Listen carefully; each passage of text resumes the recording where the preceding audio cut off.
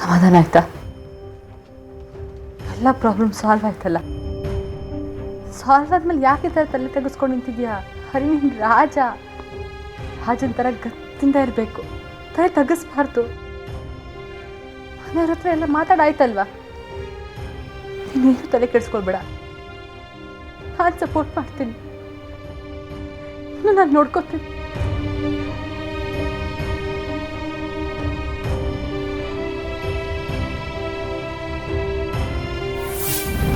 ನಿಮಗೆ ಇಷ್ಟ ಆಗುತ್ತೆ ಅಂತ ತುಂಬ ಪ್ರೀತಿಯಿಂದ ತಂದಿದ್ದೆ,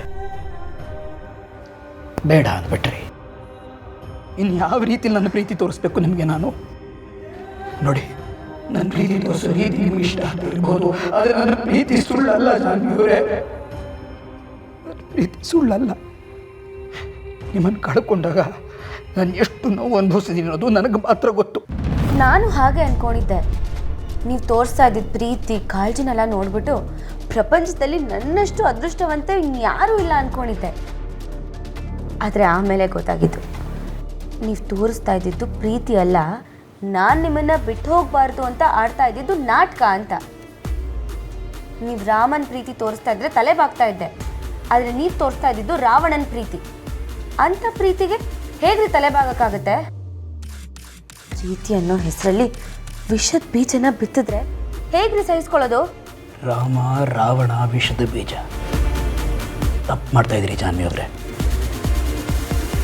ನಾನು ಯಾವತ್ತೂ ನನ್ನ ಮನಸ್ಸಿನ ಮೂಲೆಯಲ್ಲೂ ನಿಮಗೆ ಕೆಡಕ ಬಯಸ್ತವನಲ್ಲ, ನಿಮ್ಮ ಬಗ್ಗೆ ತಪ್ಪಾಗಿ ಯೋಚನೆ ಮಾಡಿದವನಲ್ಲ. ನಾನು ನಿಮ್ಮನ್ನ ಪ್ರೀತಿ ಮಾಡಿದೆ ಅಷ್ಟೆ, ಮಿತಿ ಮೀರಿ. ತಾಯಿ ಮಗುನ ಪ್ರೀತಿ ಮಾಡೋ ಹಾಗೆ. ಮಗುಗೂ ನೋವಾದಾಗ ತಾಯಿಗೂ ನೋವಾಗುತ್ತೆ ನಿಜ, ಆದರೆ ಅವಳು ಮಗುನ ಜೋಪಾನ ಮಾಡೋದು ಆ ಸ್ವಾರ್ಥದಿಂದ ಅಲ್ಲ, ತನಗೆ ನೋವಾಗುತ್ತೆ ಅನ್ನೋ ಭಯದಿಂದ ಅಲ್ಲ. ಶ್ರೀಮಂತಿಕೆ ಎಲ್ಲ ಇದ್ದ ಸಿದ್ಧಾರ್ಥನಿಗೆ ಜಗತ್ತಿನ ಸಾವು ನೋವು ನೋಡಿ ಬುದ್ಧನಿಗೆ ಮಾಯೆ ಅಂತ ಗೊತ್ತಾಯ್ತಂತೆ. ಸಿದ್ಧಾರ್ಥ ಬುದ್ಧ ಆಗ್ಬಿಟ್ನಂತೆ. ಹಾಗೆ ಇನ್ಮೇಲೆ ಜಯಂತ ಬದಲಾಗ್ತಾ ಇದ್ದಾನೆ. ನಿಮಗೆ ಯಾವತ್ತು ನಾನು ಕ್ಷಮಿಸಿದ್ದೀನಿ ಅನಿಸುತ್ತೆ, ಅವತ್ತೇ ಬಳೆಗಳನ್ನು ಹಾಕ್ಕೊಳ್ಳಿ. ಆದರೆ ಒಂದನ್ನು ಅರ್ಥ ಮಾಡ್ಕೊಳ್ಳಿ, ಜಯಂತ ಬದಲಾಗ್ತಾನೆ. ಎಷ್ಟು ಬದಲಾಗ್ತಾನೆ ಅದರ ಮಿತಿ ಏನೋ ನಿರ್ಧಾರ ನಿಮ್ಮದು, ಅದರ ಪ್ರಾಮಾಣಿಕ ಪ್ರಯತ್ನ ಮಾತ್ರ ನಂದು.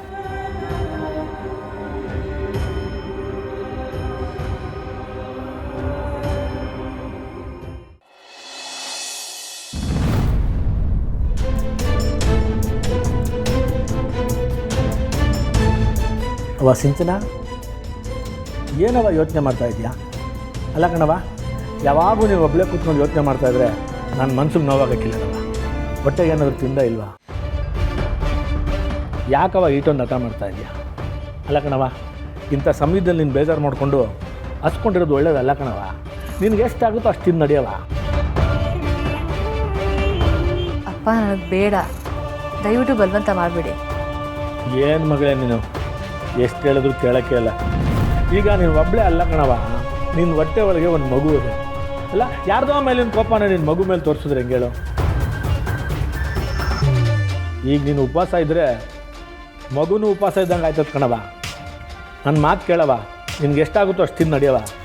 ಅಪ್ಪ, ಬೇಡ ಅಂತ ಹೇಳಿದ್ನಲ್ವಾ, ಯಾಕೆ ಬಲವಂತ ಮಾಡ್ತಾ ಇದ್ದೀರಾ?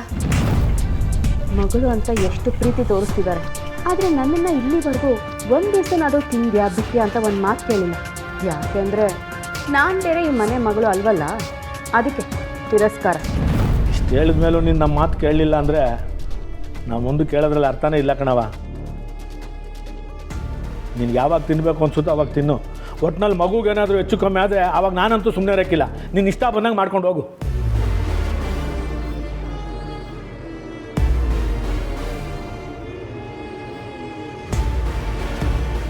ಸಿಂಚನ, ನಿಮ್ಮ ಅಪ್ಪ ಅಮ್ಮ ನಿನ್ನ ಎಷ್ಟೊಂದು ಕೇರ್ ಮಾಡ್ತಾರಲ್ವಾ, ಅವ್ರಿಗೋಸ್ಕರನಾದರೂ ನೀನು ಖುಷಿಯಾಗಿರ್ಬೋದಲ್ವಾ? ನಿನ್ನ ಗಂಡನ ಮೇಲಿನ ಕೋಪಕ್ಕೋಸ್ಕರ ಊಟ ಬಿಟ್ರೆ ನಿನ್ನ ಹೊಟ್ಟೆಲಿರೋ ಮಗು ಗತಿ ಏನಾಗಬೇಡ ಹೇಳು? ನನಗಂತೂ ದೇವರು ಮಕ್ಕಳು ಭಾಗ್ಯನ ಕೊಡಲಿಲ್ಲ, ಆದರೆ ನಿನಗೆ ಕೊಟ್ಟಿದ್ದಾನೆ. ಅದನ್ನು ನೀನು ಜೋಪಾನವಾಗಿ ಕಾಪಾಡ್ಕೋಬೇಕಲ್ವಾ? ನಿಜ ಹೇಳಬೇಕು ಅಂದರೆ ಇಂಥ ಟೈಮಲ್ಲಿ ನಿನ್ನ ಗಂಡ ನಿನ್ನ ಪಕ್ಕದಲ್ಲಿ ಕೂತು ಕಾಳಜಿ ವಹಿಸ್ಬೇಕು. ಅದನ್ನು ಬಿಟ್ಟು ಹರೀಶ್ ಅವ್ರಿಗೆ ಇದ್ರ ಬಗ್ಗೆ ಗಮನನೇ ಇಲ್ಲ. ತಾನಾಯಿತು ತನ್ನ ಪ್ರಪಂಚ ಆಯಿತು ಅಂದ್ಕೊಂಡು ಅವ್ರ ಪಾಡಿಗೆ ಅವರಿದ್ದಾರೆ. ನನಗೇನಾದರೂ ಇಂಥ ಗಂಡ ಸಿಕ್ಬಿಟ್ಟಿದ್ರೆ ನಾನು ಈ ಥರ ಹೇಳ್ತೀನಿ ಅಂತ ಬೇಜಾರು ಮಾಡ್ಕೋಬೇಡ ಸಿಂಚನ. ನೀನು ಮನೆಯವ್ರನ್ನೆಲ್ಲ ಎದುರಾಕೊಂಡು ಹರೀಶ್ ಅವ್ರನ್ನ ಪ್ರೀತಿಸಿ ಮದುವೆ ಆಗಿದ್ಯಾ. ನಿನ್ನ ಸಂತೋಷಕ್ಕೋಸ್ಕರನಾದರೂ ಅವರೊಂದು ಚಿಕ್ಕ ಕೆಲಸನಾದರೂ ಮಾಡ್ಬೋದಾಗಿತ್ತಲ್ವಾ. ಆದರೆ ಅದನ್ನು ಬಿಟ್ಟು ಅವ್ರು ನಿನಗೆ ಮೋಸ ಮಾಡ್ತಿದ್ದಾರೆ. ನನಗೇನಾದರೂ ಈ ರೀತಿ ಆಗಿದ್ದಿದ್ರೆ ಈ ಮಗುನ ನಾನು ಉಳಿಸ್ಕೊಳ್ತಾನೆ ಇರಲಿಲ್ಲ, ತಗ್ಸೇ ಬಿಟ್ಟಿದ್ದೆ. ಏನು ಮಾತಾಡ್ತಾ ಇದ್ದೀರಾ ಅದಕ್ಕೆ? ಮಗು ಅಪ್ಪ ಸರಿ ಇಲ್ಲ ಅಂತ ಮಗುನ ತೆಗ್ಸೋಕ್ಕಾಗತ್ತಾ? ಸಾರಿ ಸಿಂಚನ, ನನ್ನ ಮಾತಿಂದ ಏನಾದರೂ ನಿನಗೆ ಹರ್ಟ್ ಆಗಿದ್ರೆ.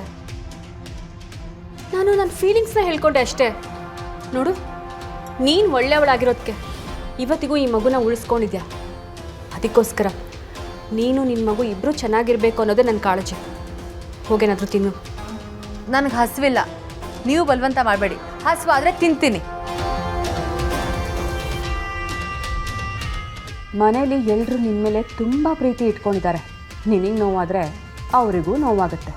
ನಾನು ಅನುಭವಿಸಿರೋ ನೋವೆಲ್ಲ ನಿಮಗೆ ವಾಪಸ್ ಕೊಡಬೇಕಲ್ವಾ? ಖಂಡಿತ ಕೊಡ್ತೀನಿ.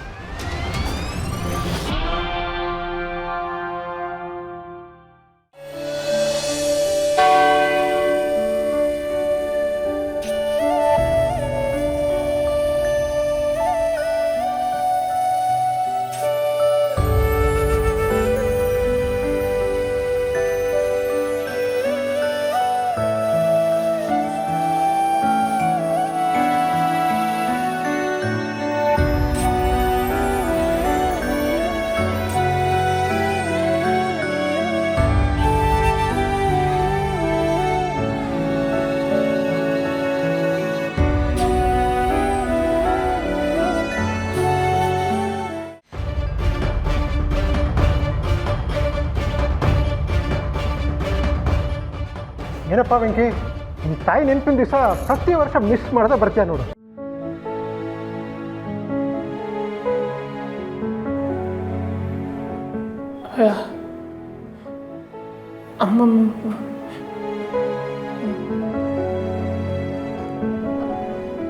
ಯಾರ ಫೋಟೋ ಕೇಳ್ತಾ ಇದ್ದಾರೆ?